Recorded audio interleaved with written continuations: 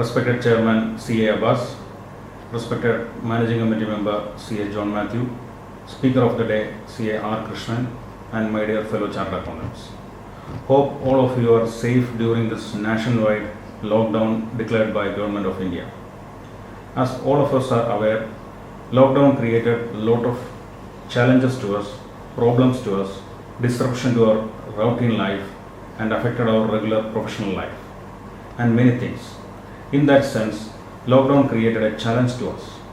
But similar to all challenges, lockdown created an opportunity for us also.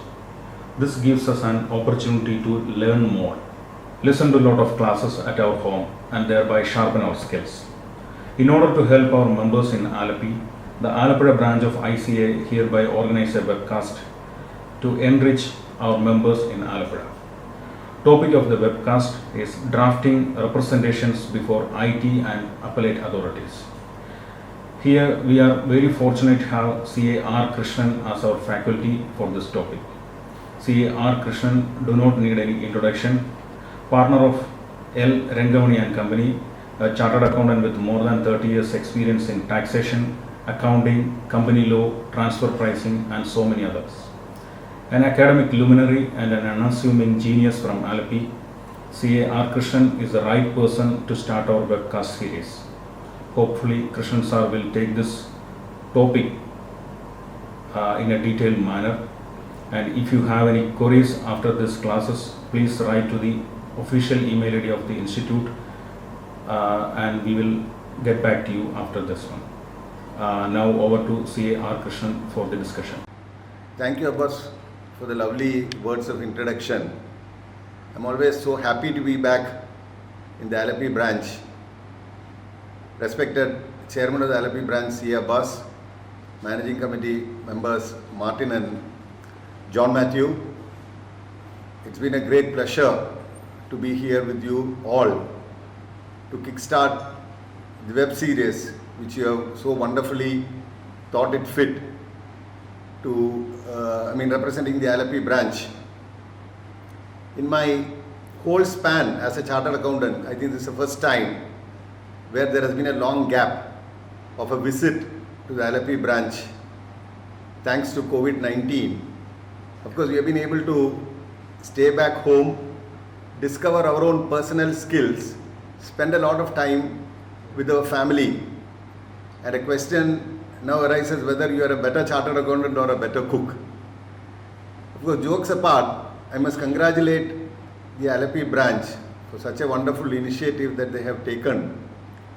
You know, while we were locked down, there has been a boredom, and certainly the Institute of Chartered Accountants of India and all other, like SARC and other forums have been organizing web seminars, webinar, etc. But then we have been missing the local fun and the local activities of the Alleppey branch. And you know, Alleppey branch has been a premier branch with regard to continuing professional education. And here we are back again. And I must consider myself very fortunate, and I must thank the Alleppey branch profusely for having chosen me as first faculty to kickstart this series. Friends, I did have an interaction with the chairman when he suggested about this webcast as to what the topic should be. Well, then he had given the choice to me as to whatever topic suited me or as per my convenience. But then, you know, we are still slowly getting out of the lockdown. This is the third of the lockdowns that the Government of India has announced. And I have chosen this topic, drafting and representation before income tax and appellate authorities, keeping in mind the youngsters as well as the upcoming professionals, which was the prime area which the chairman wanted to focus upon.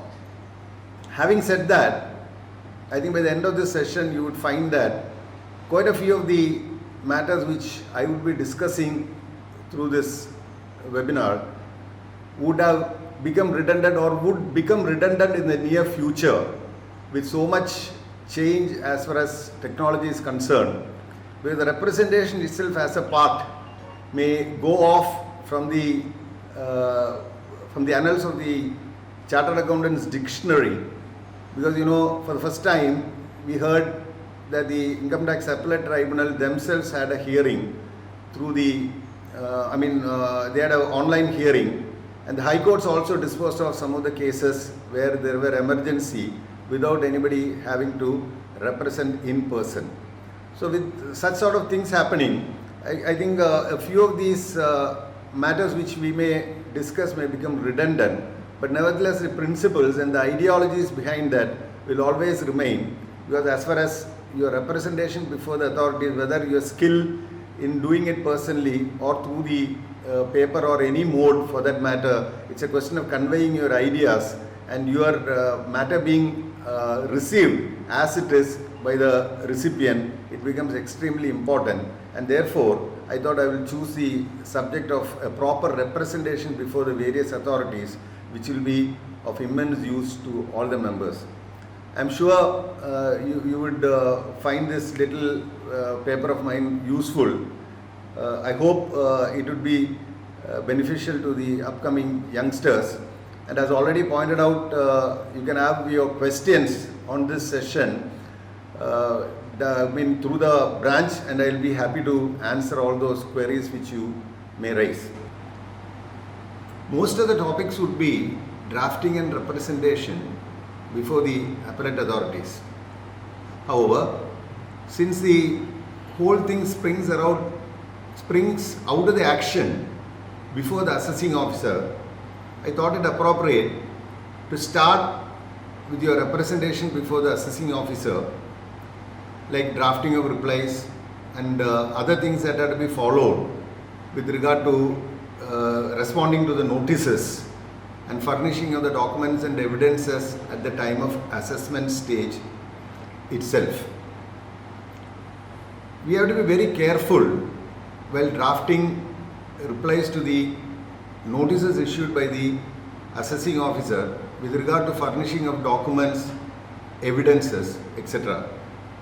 What really happens in the initial stages, there is a confusion. How much should be given to the assessing officer, or how much transparent I should be and how much I should conceal from the assessing officer? To me, the answer is very simple. There is absolutely no logic in concealing any of the information which you have before the assessing officer. Normally we are confused because if you give little more than what is required, whether the assessing officer would be using it against you. It is here that we have to have our professional judgment in understanding, there are certain matters where, if you give more documents, there will be more clarity and it could avoid an addition. So apprehending action by the assessing officer, if you are not giving the details fully, then that could lead to an unwarranted addition, and subsequently the Commissioner of Appeals or the tribunal may query as to why these details were not produced before the assessing officer. So it is in this regard that you have to make a proper judgment as to how to respond to the notices of the assessing officer, as to what extent the documents and other evidences have to be furnished before the assessing officer. So that becomes very crucial and critical at the initial stage itself. And the next question, next doubt that may arise in one's mind is that during the course of assessment proceedings, suppose you have an issue with regard to a particular point that is being raised by the officer or being inquired into by the assessing officer, then the doubt that may arise in your mind is that whether I should consider a particular point having come to the knowledge that the claim made by the assessee is not correct at that point of time, or wait for the assessing officer to catch you. If you escape, let me go like that. In my opinion, if you find any mistake in the return of income file, I think it will always be appropriate for you to own up that, and then if possible, if time limit permits, you file a revised return. Otherwise, you pay the taxes at least on the income that ought to have been disclosed properly. And of course, you have to convince your client with regard to that, because as far as the return of income is concerned, a proper claim has to be made and at least this will save you from the penalty at a later stage. When you have conceded on your own, at least we have a better chance of saying that even before the assessing officer detected the error, we have come forward with the disclosure and have paid the taxes or have filed the revised return if time permits so. Yet another issue with regard to the notices issued. Many times it is found that the notices are being taken in a very casual manner at the time of representation before the assessing officer.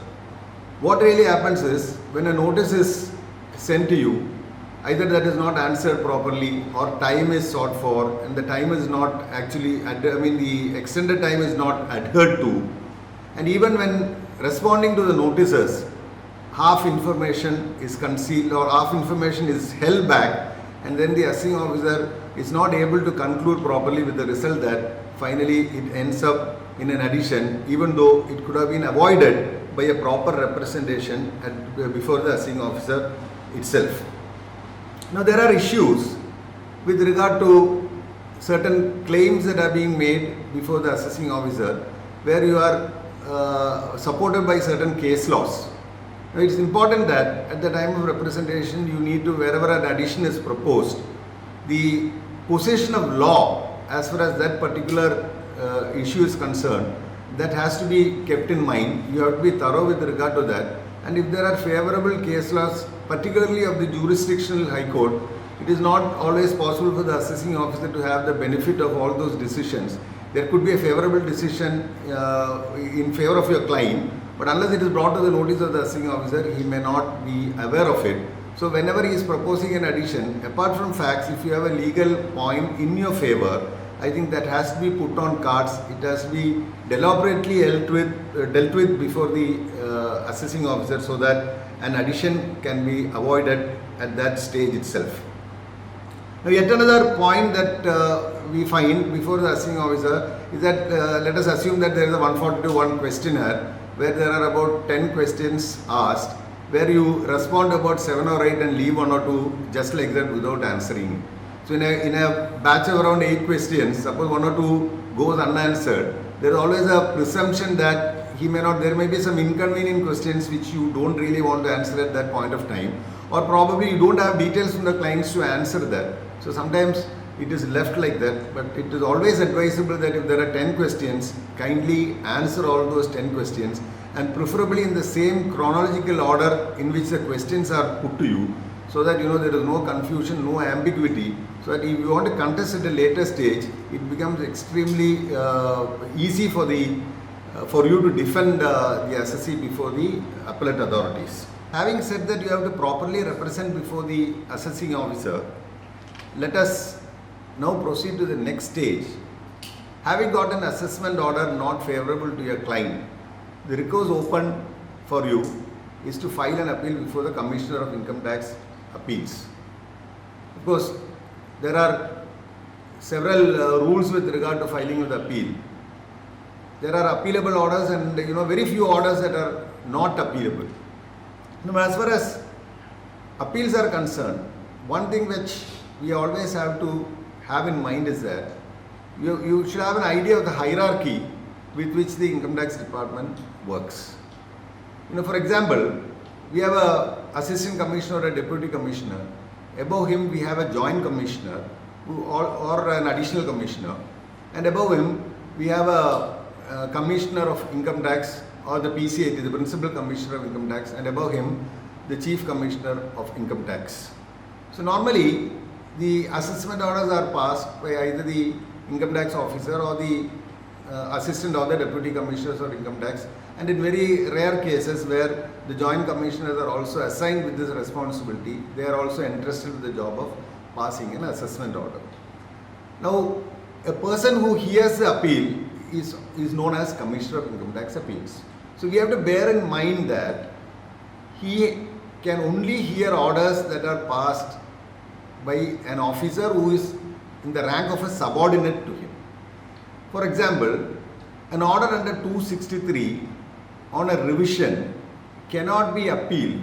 Logically, it cannot be appealed to the Commissioner of Income Tax Appeals because both Commissioner of Income Tax Appeals and the PCIT are in the rank of the Commissioner. And you know, it is not, the Commissioner of Appeals is not hearing an order below the rank, below his rank, so much so he is precluded. Even the Act does not give him a power to hear these appeals. So naturally, when an appeal is when an order is passed under 263 by the Principal Commissioner of Income Tax, we have to appeal against that order with the Income Tax Appellate Tribunal. Similarly, the directors of income tax are empowered to levy penalty under certain cases for not filing certain statements. They are also in the same rank of the commissioner, so you have to appeal against those orders before the Income Tax Appellate Tribunal. There again, what you have to be careful is whether these orders are appealable or not is another matter which you have to be absolutely sure. Otherwise, even if you file an appeal, probably at the time of filing the appeal you may not be questioned, but at the time of hearing there could be a question in the tribunal or even before the Commissioner of Appeals as to whether the order is appealable at all before that forum, and then probably you may have to explain how it is appealable if it does not find a place in the statute. Now, as far as appeals are concerned, there are certain points that one has to bear in mind. The same rule is to avoid frivolous appeals. You know, there are instances where appeals are being filed just as a matter of routine. But very sure we know that there cannot be any relief that the assessee can get out of an order, a reasonable order passed by the assessing officer.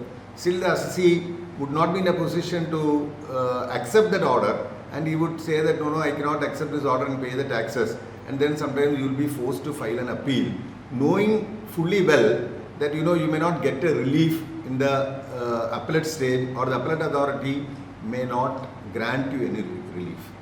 The risk here is that if you keep on repeatedly filing frivolous appeals like that, and a commissioner may take serious objection to the fact of your professional competence and as far as your advice to the client is concerned, and he will come to a conclusion that here is a person, he is a professional who for any matter files an appeal even though the order is correct. So we have to be very careful. We have to advise our clients that wherever there are no scope for getting an appeal, getting a benefit in appeal, it is better to accept the order and pay the taxes.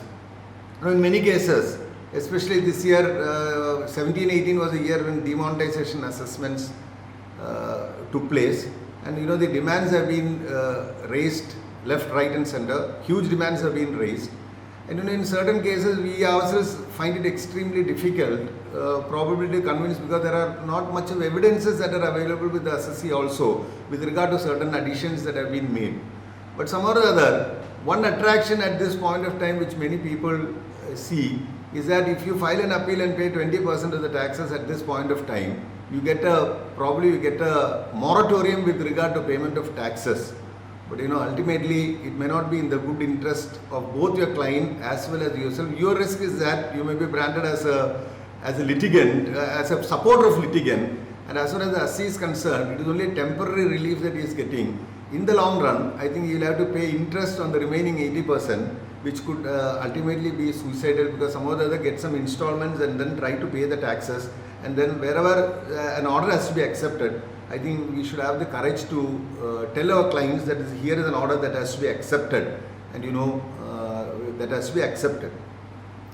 Then the next thing is, whenever an order which you feel is to be appealed against, your primary duty or our primary duty would be to go through the order in detail.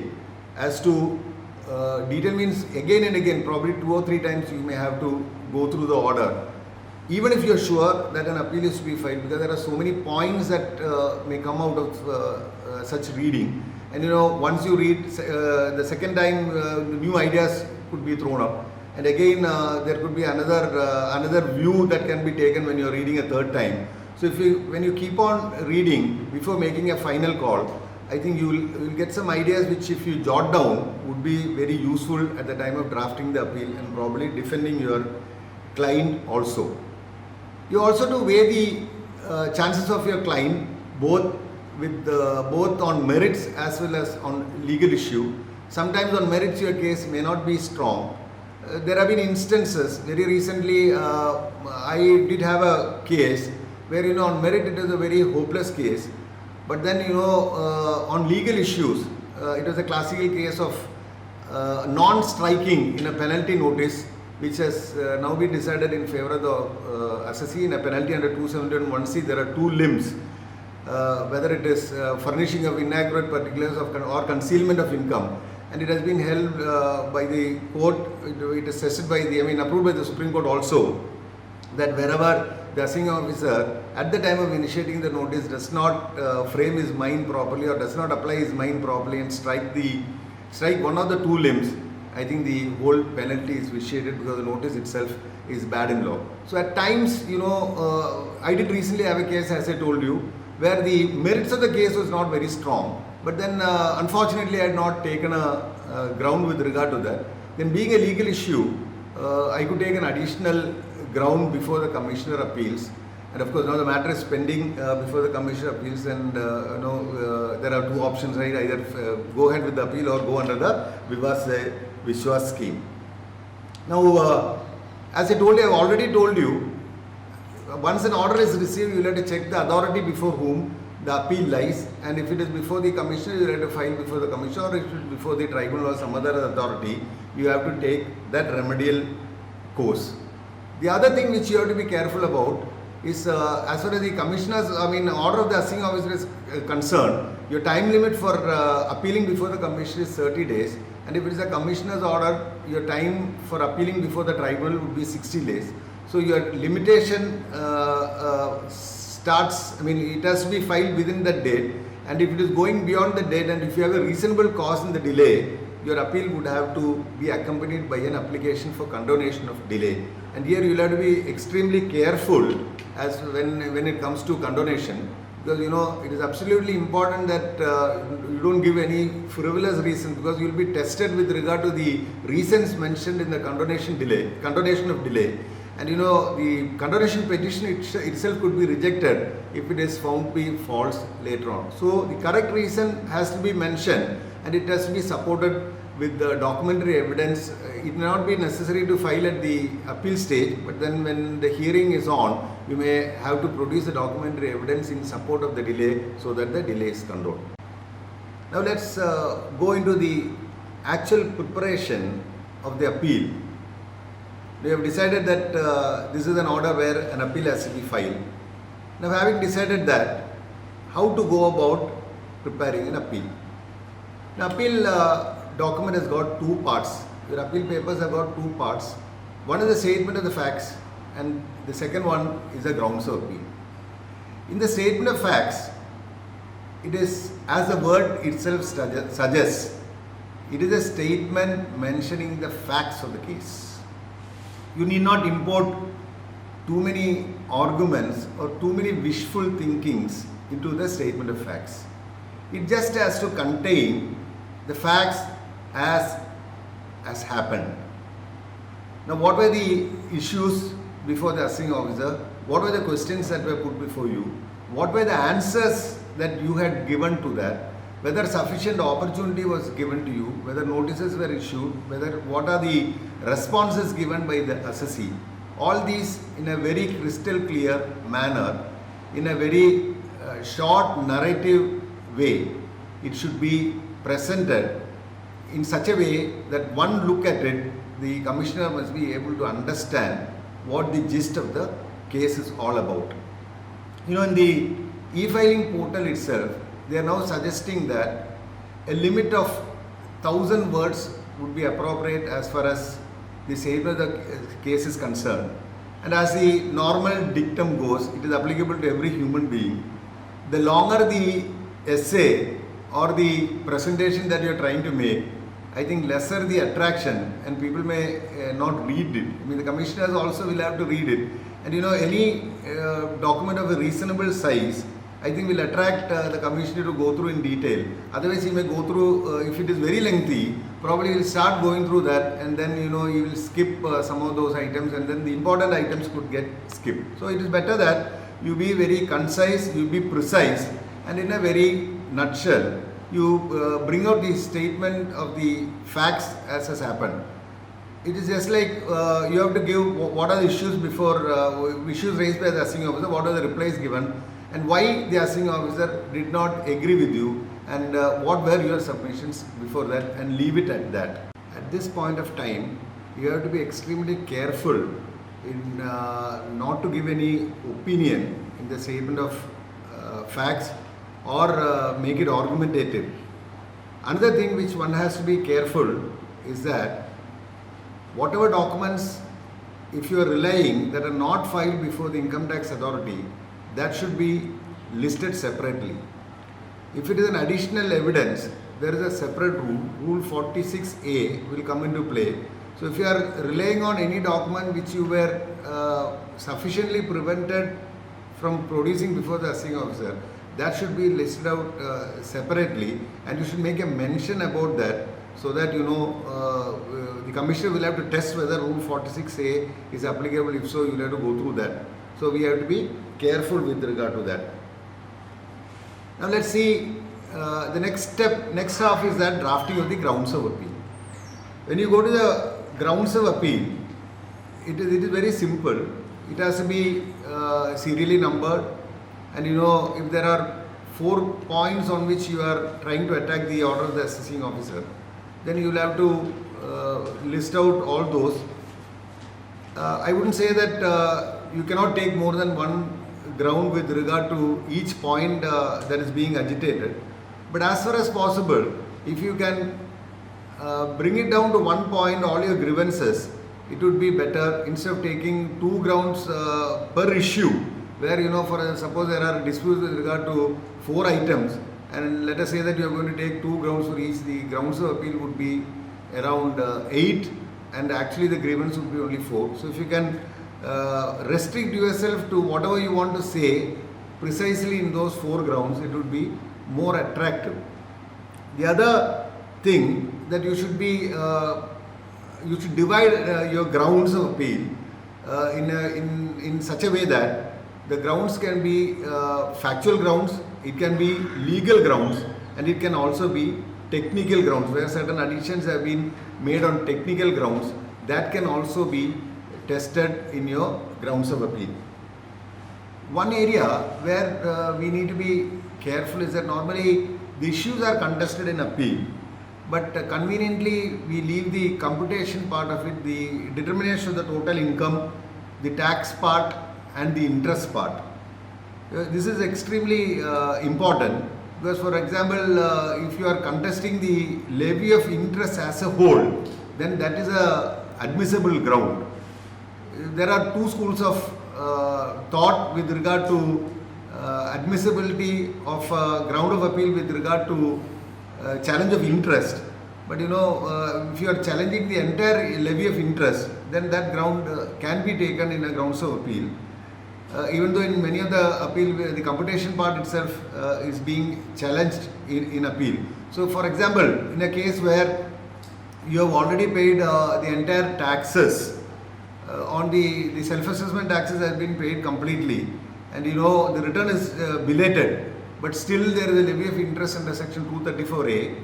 As per the decision of the Supreme Court, that interest is not leviable, but in the assessment order, if such an interest is levied, that can be challenged in appeal. So when you come to the computation part, when you come to the order, it just should not be restricted to the body of the order. You have to go through the computation part, the tax calculation, as well as the interest, and wherever it can be challenged, that can be taken up in appeal. Widest possible grounds would have to be taken. It may look contradictory when I say that you know the grounds of appeal should be concise on one hand, and again I say that the widest possible, but there are 2 alternatives. As I said, on law you want to agitate an issue, but on facts also you want to agitate. I think both these grounds have to be taken, because later on there should not be a question. You should not be questioned as to why that ground was not taken. And sometimes some of the commissioners are taking a view that you know you would not be given an opportunity to raise an additional ground if it is not a legal issue, and then you will be precluded from contesting that in appeal at all. So whatever possible grounds, you can later on withdraw if you don't want that, but whatever grounds which you want to take should be taken along with the grounds of appeal at the time of filing the original appeal itself. there may be instances where alternative pleas are taken without prejudice to contention of your main plea. In such a case, it has to be clearly mentioned that without prejudice to your contention with regard to the taxability of a particular issue, even you can say the quantum is very high or whatever it is. So though you are challenging the taxability, you are not leaving that. You have to take an alternative case without prejudice to your argument that it is not taxable. Even if it is held to be taxable, the quantum has been on the higher side. So that can also be challenged as far as your appeals are concerned.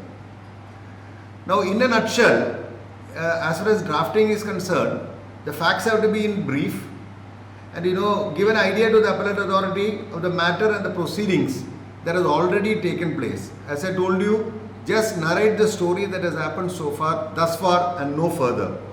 And then on the second stage, you give the stand of the assessing officer, what are his arguments with regard to the challenges raised by you and why he is not agreeing with you. And then here again you have to be careful, don't use lengthy paragraphs, don't reproduce whatever the assessing officer, verbatim reproduction of what has been mentioned in the assessing officer. Again, it will add on to the appeal, it will be very lengthy. So you have to be careful just not to copy down, just be precise and concise. And as far as your submissions are concerned, again, divide those into short paragraphs. And if you think that your legal grounds are strong, you take that first. And if your factual grounds are strong, you take that first. Just like in cricket, especially in 2020, you send your best batsman first. So if you are very strong on your legal grounds, let that go first. You shoot your legal arguments first, and then you come to your merits. But on the other way, if you think that your merits are strong, you shoot your merits first and leave the legal aspect for the subsequent argument. Let's now take a look at what care one should take in appearance before Commissioner Appeals and ITAT. First of all, for any appeal to succeed, you must have an interest and enthusiasm in conducting the appeal. When I say interest and enthusiasm, the mantra is very clear that somehow or the other I should crack and win this appeal. That sort of an enthusiasm should be there. Even before a battle takes place, if your morale is low, winning the appeal will be very low. Likewise, you should always have a positive attitude while you are pursuing the appeal, and when you are going for an appearance before the appellate authorities, this positiveness should stand out. So that doesn't mean that just being positive will take you through. Of course, enough preparations you will have to go in pursuing the appeal. But what I am trying to tell you is, believe in success of your appeal. That's why you have filed an appeal. And half the battle is won if your drafting is good and you have prepared a good argument note and your preparations are also good. It will pave way for your success. Often it is said that poor drafting plus poor argument, the result is a foregone conclusion. It is dismissal of the appeal. Therefore, you have to be positive, you have to prepare well, and you have to be optimistic as far as the appeal is concerned. Now, as regards appeal, there are several points that one has to be careful about, which one has to keep in mind while actually appearing before the appellate authorities. Normally what really happens is, you are pursuing certain grounds of appeal before the appellate authorities, and it is always possible that you concentrate on those grounds. What are your defense with regard to the grounds that have been taken before the appellate authorities? But in reality, what would happen is, the appellate authorities will shoot some questions from nowhere, which may or may not, will definitely be connected with the appeal, but not connected with the grounds of appeal raised by you. So you have to expect the unexpected when you are actually appearing before the appellate authorities. For this, you should have a sound knowledge about the case as a whole. It is quite possible that at the appellate forum, some of you would be given a brief. You would not be the person who have appeared before the assessing officer or before the Commissioner of Appeals, and for the first time you would be appearing before the tribunal.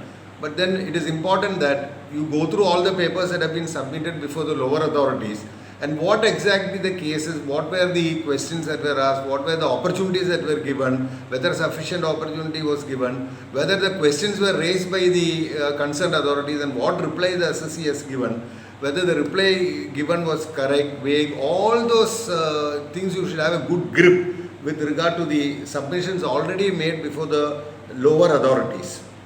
You should have a thoroughly fair idea of the documents that have been filed before the lower authorities, be it the assessing officer or the commission appeals. Quite often in tribunal, apart from the fact that you may have to certify the documents that have been filed before the lower authorities, sometimes questions could be raised by the honorable members as to whether these papers were before these documents were before the lower authorities, and you cannot at that point of time express confusion or dilly-dally, but have to give a very crystal clear answer, a very correct answer also, whether these documents were before the lower authorities. And for that matter, you should have a thorough knowledge and you should be sure about what were the documents, what were the arguments raised before the authorities, and what were the conclusions that were drawn before the assessing officer. For some reasons, suppose the assessee was not able to present certain documents before the lower authorities and you want to present them as an evidence or as an additional evidence, then it is important that you will have to make an application before the concerned appellate authorities for filing additional evidence before them, because documents that are not before the lower authorities are normally not entertained by the higher authorities, except in certain cases where you are prevented from sufficient causes. As I had already mentioned, Rule 46A comes into play as far as the commission appeals is concerned, first appeal is concerned, and as far as tribunal is concerned, normally they don't entertain any of the documents that have not been filed before the lower authorities, subject to certain exceptions, and you are making an application stating the reasons why these additional evidences are produced for the first time before the tribunal and what precluded you from producing them before the lower authorities. And normally the tribunal takes a decision on these documents, the admissibility or otherwise, and certainly they in such cases normally the tribunal sends it back to the assessing officer or the lower authorities for them to have a look at those documents, and then those are documents that have never been before those officers and the adjudication was done without those documents in their presence. So normally it is sent back to them to have an appraisal of those documents or evidences and then decide the case afresh. So wherever additional evidences are there, application has to be made in the form of an application. Now there is something as far as the tribunal is concerned, there is a question of filing paper book with regard to the mention, the way the paper book has to be serially numbered and all those things. Income tax appellate tribunal rules is there, and Rule 18, one has to be very, very careful about Rule 18 of the Income Tax Appellate Tribunal rules, which says that whenever a paper book is filed before the tribunal, and if it's a division bench, 3 copies will have to be filed. 1 copy will have to be filed with the DR's office within at least a week before the date of hearing. And if you don't do that, generally what will happen is at the time of hearing, the DR will stand up and say that I have not been given sufficient time with regard to the paper book. It was just filed 1 or 2 days before, or at the time of hearing. Normally, if you file, then there could be you could spark an anger in the members, because they will say that they will ask whether this is the time for you to file. Normally, we are supposed to file all these documents or the paper book before the authorities at least a week before, so that they have a look at those documents before the actual date of hearing.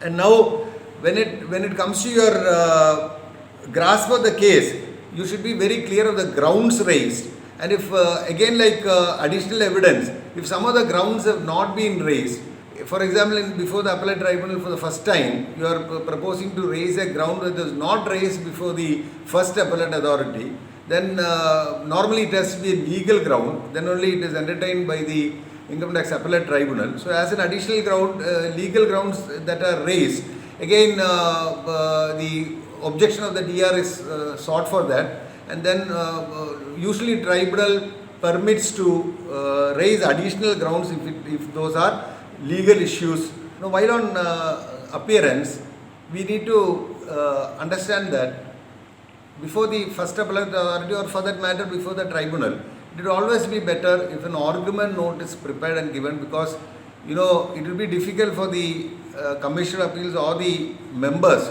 to assimilate whatever you are telling them. In a tribunal, there is a logbook. They normally note down what is being mentioned by you when you are arguing a case. But then it becomes extremely difficult, or you may not be able to keep track whether in the logbook all the points that are being raised by you are being noted by them. So it would be better if you file a argument note, a very crisp argument note mentioning the factual position, your arguments, and then supporting with all the case laws. And while on case laws, you have to be very sure and thorough with regard to the position of law. Because in reality, what happens is that when we scan through many of these case laws that are available online, it is always possible that some of these case laws are subsequently overruled by some other decisions, either of the Supreme Court or again by a larger bench. There could be a change in law, and it is quite possible that you may miss that. You may be giving a decision which was the law. Which was the earlier law, which has been superseded by subsequent judgments either of the division bench or of the Supreme Court. So we have to be absolutely sure that what is being given with regard to what is being relied upon are current and latest case laws that have not been overruled or set aside by a subsequent judgment. For that, you will have to be well versed with the case laws. And it is always possible that sometimes you get miscarried by the synopsis of a case.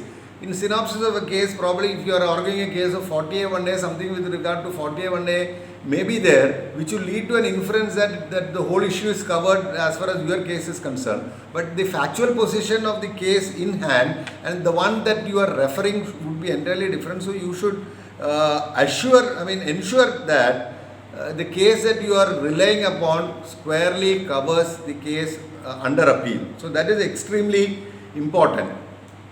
In short, the points to be kept in mind, if you in a synopsis, start with brief facts of the case in short and in a crisp manner.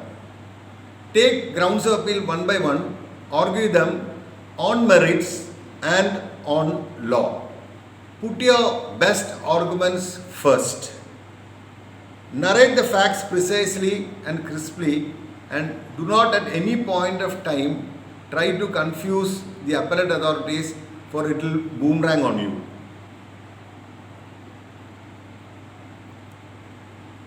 It is also critical to observe the mind of the appellate authority. It is always possible that sometimes, how much ever you try to convince the appellate authority, he would have already taken a decision or already appeared to have taken a decision, and he would not be giving his open mind to the arguments that are being raised by you. So as far as the first appellate authority is concerned, in such cases, if you are able to get a short adjournment and you want to drive a point, it is always better that you put it in writing whatever you say, so that on a subsequent occasion he has a very calm mind where he would be able to go through the argument notes advance and then take a proper decision.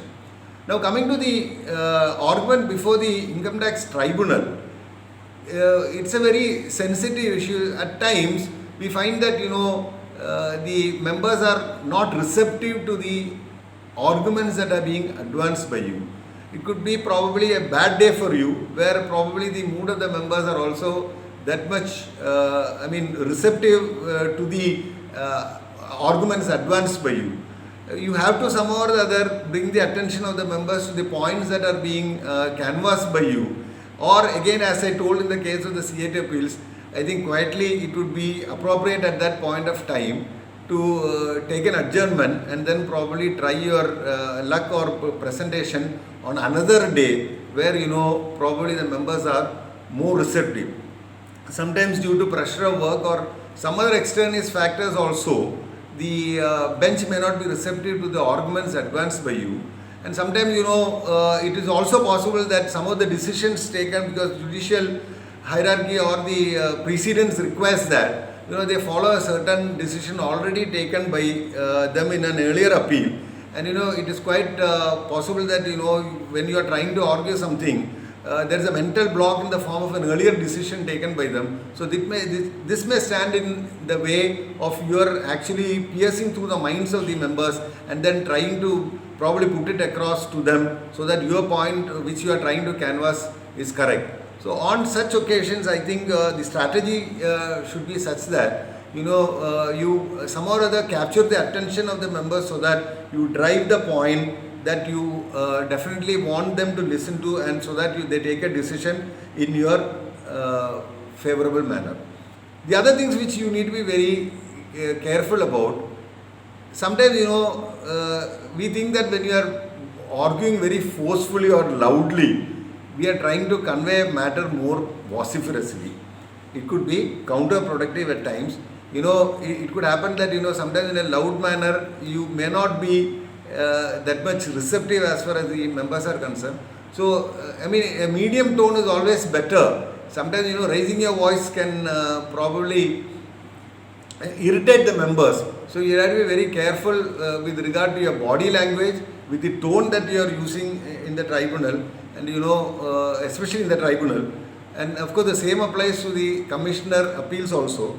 And additionally, before the commissioner appeals, it is always prudent that one does not keep on blaming the assessing officer. Anyway, he has passed an order. Let it no personal attacks on the assessing officer. Sometimes it's quite casually the commissioner may ask that why the assessing officer has to do like that. So let us not get over enthusiastic and then try to put the entire blame on that. He's always like that, and then try to blame him personally. No personal attacks on any of the assessing officers. After all, as far as the CIT appeals is concerned, he is an extension of the income tax department. Of course, he is a superior officer to the assessing officer. So no officer generally likes his subordinates being criticized. So we'll have to be very careful not to carry out any personal attacks or abuse against the assessing officer. Similarly, in a tribunal, when there are two parties, you argue for the assessee and the department is represented by the departmental representative. So when the departmental representative is arguing, even if he argues a factual and a position which is not factually correct, I think at that point of time you are not supposed to interfere and then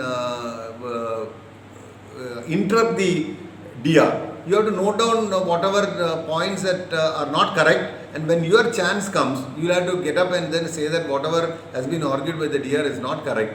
That is the way it will be more receptive. If you are trying to interrupt, probably you will be snubbed by the members or will be asked to sit down. When your turn comes, you can say whatever it is. So you will have to be careful not to interfere with the other people who are arguing against you. Now I will quickly brush through the dress codes. As far as tribunal is concerned, as I told you in the beginning, these dress codes may become redundant soon. If you are going to be online, arguing things online, definitely, of course, as far as the tribunal is concerned, these dress codes will definitely be insisted upon, even in an online or a web argument that could possibly take place in the future. But as far as it is important that you know the dress code with regard to the tribunal.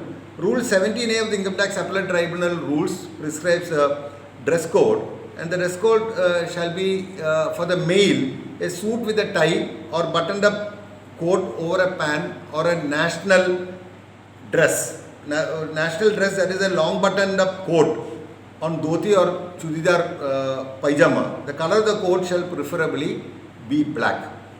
And normally a suit is one where you have a top and the bottom of the same color. And interestingly, I thought I will share one issue. Once one of the members very jocularly, when I had appeared before the tribunal, he wanted to take me to task, of course in lighter vein only. So when I was wearing a different color pant and a different color coat, of course the coat was there, but as per the dress code it was not a suit. So immediately as the argument was going, suddenly one of the members raised an issue. Krishnan, are you aware that you are not in the proper dress code? Then I just looked at, it did not realize to me at that point of time. I immediately said that, sir, what's wrong with me? You have to tell me, you have been appearing and then you have to tell what is wrong. until I realized that it is neither a suit nor a black coat or not the dress code that has been prescribed as per IT rules. So jocularly they said you have to take care of all these things when you are coming before the tribunal. You have to come dress properly and then adhere to the dress code that are prescribed under the income tax rules. Of course, well taken, but these are things that can happen. So we'll have to be careful with regard to the dress code. And as far as female are concerned, black coat over white or any sober color sari. Here again, like the Income Tax Act, the definition of the word sober is not given. So what is sober we may depend upon each person's taste, but that is what the rule prescribes. Black coat over white or any other sober colored sari. And And if the AR belongs to a particular profession like that of an advocate, there are separate dress codes prescribed for advocates. That dress code is sufficient for appearance before the tribunal. As far as appearance before the tribunal is concerned, again, one interesting thing that had happened in my personal life, I thought I'll share with you. During my early stages of practice, there was one very, very intelligent and sharp member before whom I had to appear for a case. And it was a case I very distinctly remember. It was a case of a prima facie adjustment under 143(1)(a), where the officer had made an adjustment and confirmed by the CAT appeals. I was on appeal before the tribunal. And the issue was that the adjustment did not spring out of the return of income.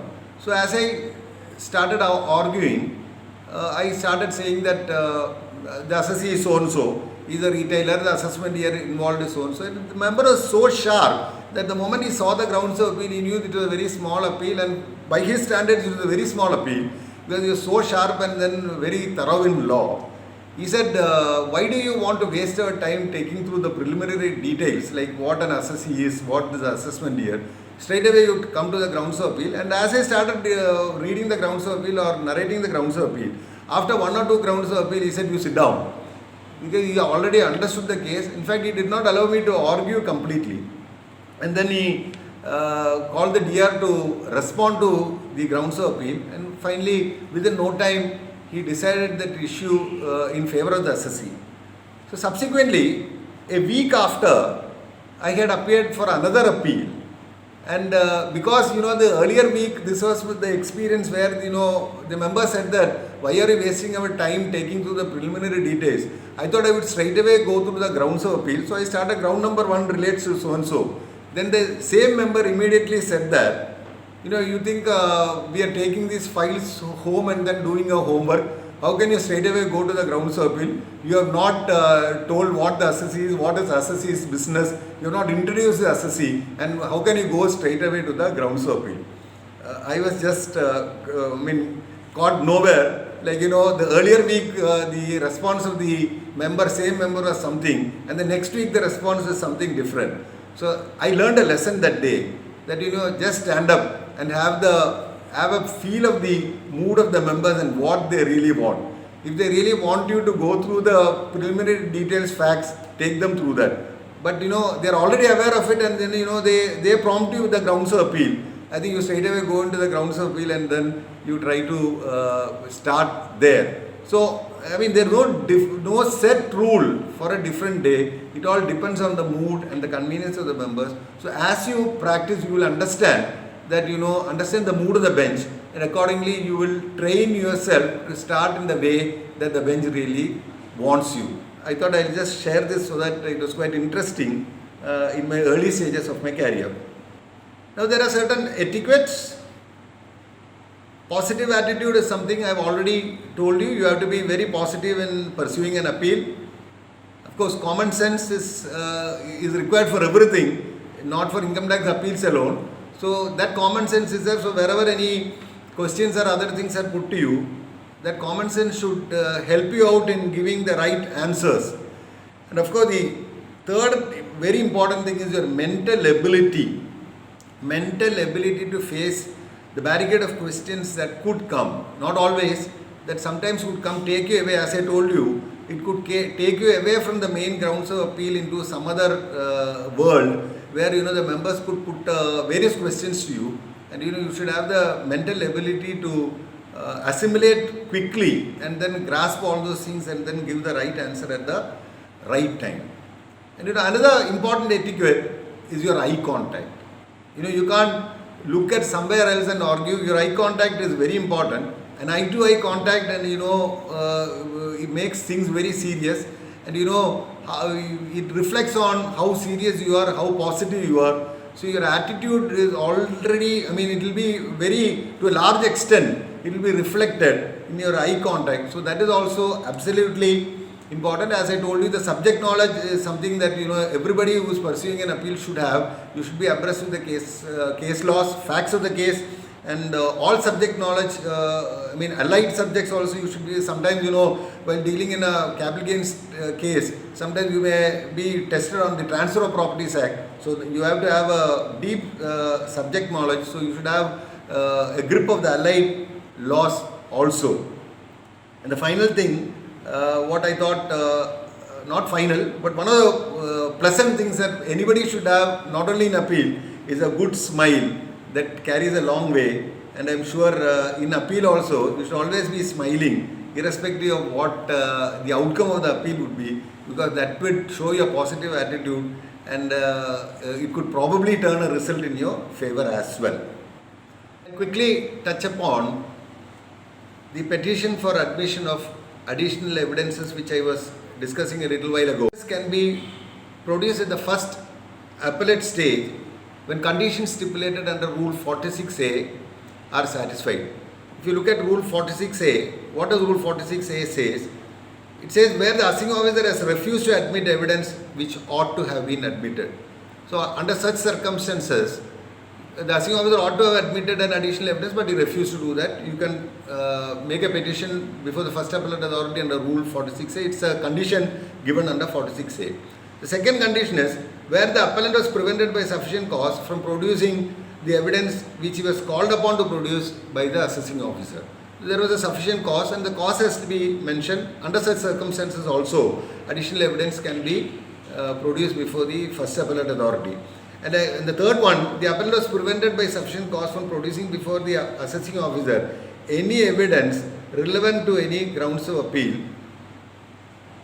And the fourth one, where the assessing officer has made the order appealed against without giving sufficient opportunity to the assessee to adduce evidence with regard to the ground that has been raised. So these four conditions under Rule 46A straight away you can do that.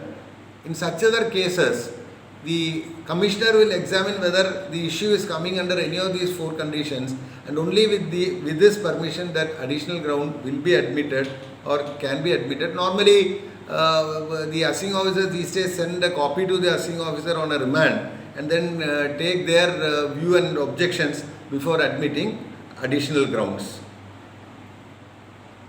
And the important thing is that for admitting additional grounds, the first appellate authority has to record his reasons in writing.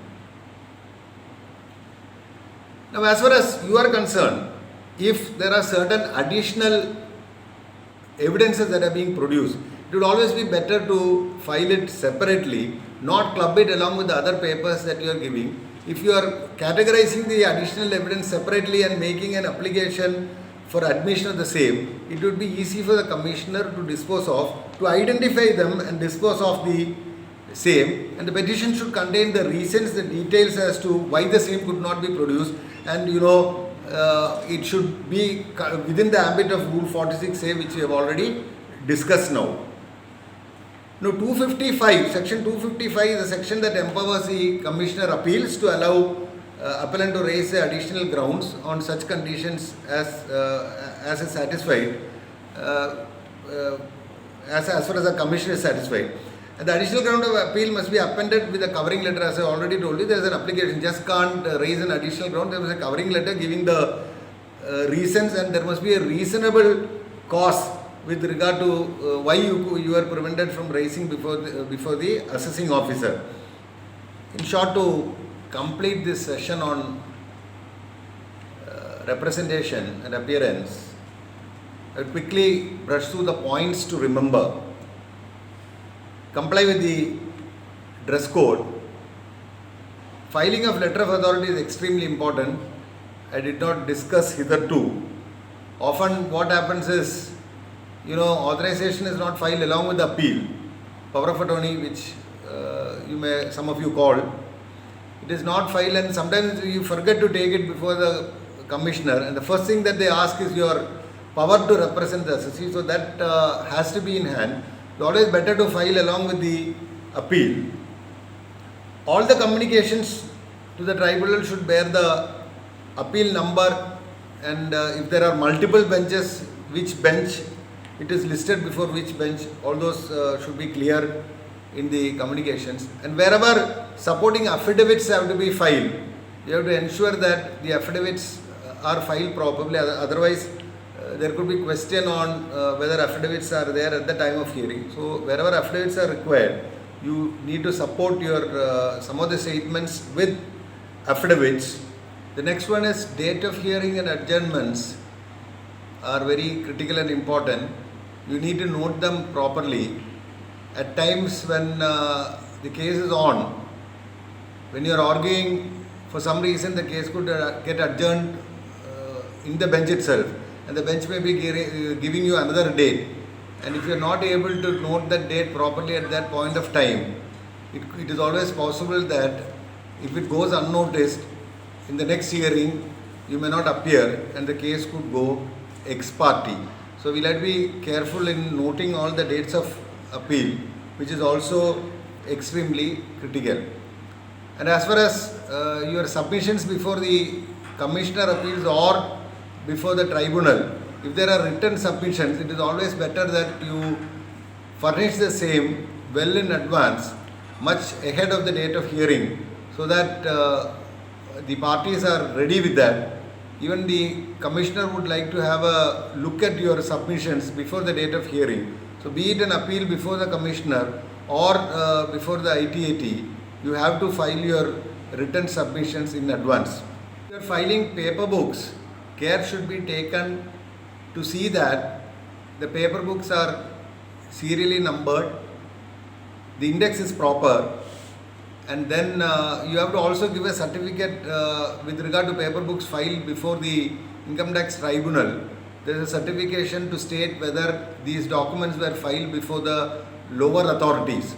So you have to be careful in certifying all those documents that are being produced as to whether those were filed before the lower authorities or not. So care has to be taken to see all those things are addressed to.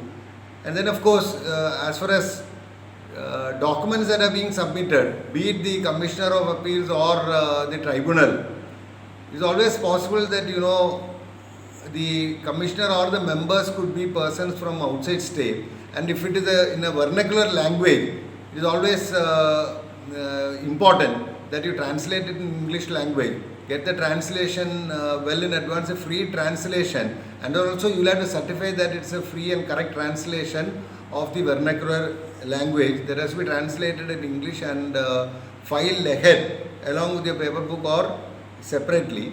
And during the hearing, especially before the Commissioner or for that matter before the tribunal, if any questions are asked or if you are asked to fulfill any of the conditions during the next hearing, it is always better to make notes, take notes of the hearing, so that you don't forget as to what are the things that are being asked, so that before the next hearing all those documents and requirements are complied with. Finally, be honest and sincere. Never defend wrong deeds. Never mislead the appellate authority or the bench. It could be a temporary victory if we are going to do that, but in the long run definitely it's going to do more damage. I did discuss about that in the initial stages of my presentation. Always be honest, and if there is something wrong or something wrong has happened for the client, be candid enough to accept that, and then you'll have to convince the client and explain to the client boldly with regard to what has really happened, and of course he has to face the consequences with regard to such wrong deed or action. Friends, this is in a nutshell what I thought I will share with you with regard to appearances, of course drafting of the statement of the case and the grounds of appeal, before the appellate authorities and appearance before the commissioner as well as the tribunal. I once again, I hope you have enjoyed this presentation of mine.